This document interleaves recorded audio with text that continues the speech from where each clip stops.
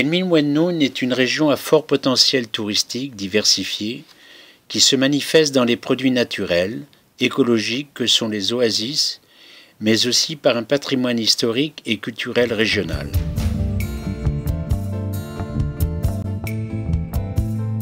Ces atouts et potentialités confèrent à cette région un vaste champ d'investissement dans différents types de tourisme.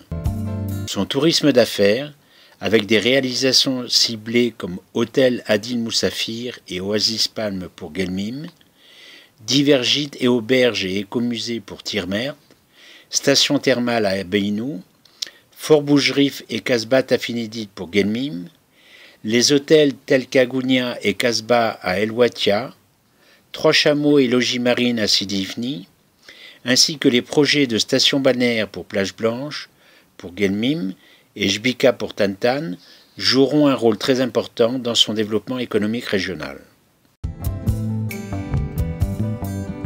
Son artisanat, ses moussem, son folklore, sa culture, sa cuisine confirmeront votre choix de venir la visiter.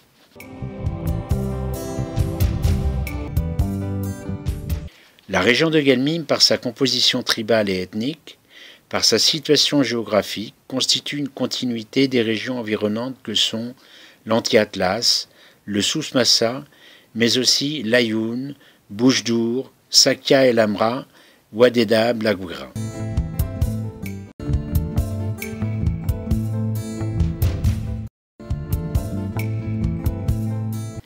La qualité de capitale régionale de la ville de Guelmim lui confère de jouer le rôle de trait d'union entre les provinces du Sud et le reste du pays.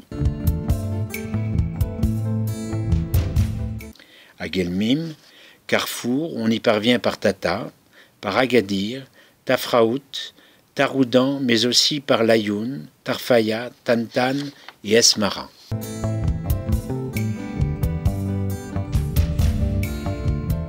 La diversité des paysages, ses sites naturels, la vivacité de sa société civile font que cette région réunit tous les ingrédients d'un pôle touristique de grande envergure.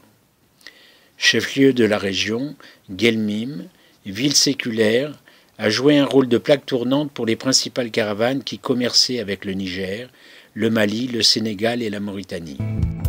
Son souk dromadaire le samedi reste un important marché régional. Longtemps rattachée à l'image des Hommes Bleus, la ville de Guelmim a su ces dernières années se parer d'infrastructures, démontrant sa volonté de modernité. Diverses réalisations y font déjà marque de référence. Fort de ses 170 km de côte, elle met en place au sein du plan Azur 2010 sa station balnéaire avec 40 km de plage et de dunes, la plage Blanche. Ce projet, revisité par une adaptation aux nouvelles directives liées à la mise en place de la régionalisation avancée et reformulation du développement des provinces du Sud. Son Conseil régional de tourisme s'attelle pour la région et ses 4 provinces à coordonner les attaches et échanges qui motiveront la réalisation de programmes écotouristiques afin d'assurer la meilleure rencontre des secteurs complémentaires que sont les tourismes balnéaires, oasiens, écologiques, culturels, d'aventure, géotouristiques que cette province et région ambitionnent de réaliser. Guelmim, zone semi-aride, vous offre ces contrastes que vous ne serez plus à même d'oublier. La ville de Tantan, créée dans les années 1940 sous le protectorat espagnol, reste partagée entre sa façade atlantique avec ses falaises, ses embouchures d'Oued, ses plages et son arrière-pays où existe une exceptionnelle richesse préhistorique avec tumulus, nécropoles et proto-historiques caractérisés par la découverte en 2001 de magnifiques peintures rupestres. Riche de son port de pêche, Tantan a su mettre en œuvre un développement côtier, industriel, mais aussi les villes et plages d'El Ouatia qui s'y rattachent. À nouveau, Tantan se lance dans le développement touristique avec la mise en œuvre ambitieuse de la station balnéaire d'Ouadjbika. Ce projet consiste en la réalisation d'unités hôtelières et de résidences immobilières touristiques et des infrastructures qui s'y rapportent. Sur le plan culturel, la ville de Tantan a su s'enorgueillir de la reconnaissance de son MOTSEM en 2009, originellement proclamé en 2005, sur la liste représentative du patrimoine culturel immatériel de l'humanité par l'UNESCO. Ce MOTSEM est un rassemblement annuel de nomades du Sahara qui réunit plus d'une trentaine de tribus du sud marocain et d'autres régions du nord-ouest de l'Afrique. Le MOTSEM est également le prétexte à diverses expressions culturelles, musique, chants populaires, jeux, joutes de poésie et autres traditions orales hassanides. La province de Tantan, pays semi-aride où dunes et mers font bon ménage, amateurs de pêche ou non, vous ne manquerez pas de partager un bon thé avec les pêcheurs des falaises lors de vos achats de bons poissons frais.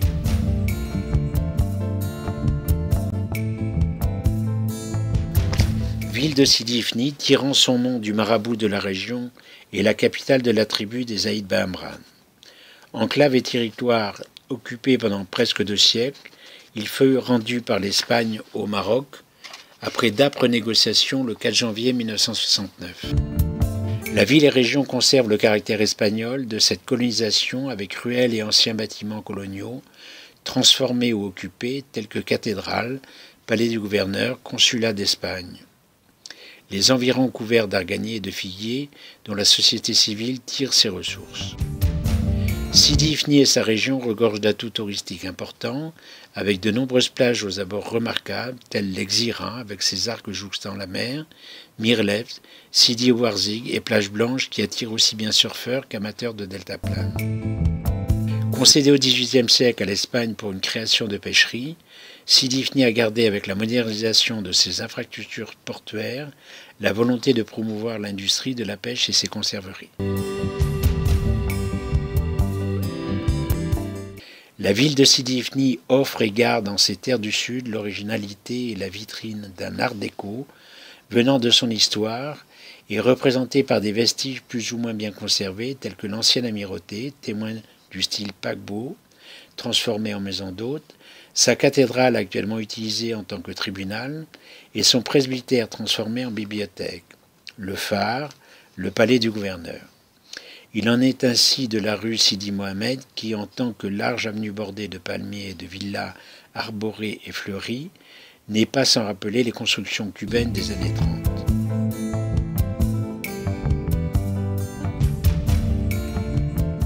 On accède à Assa par Tata, par Guelmim, par Agadir.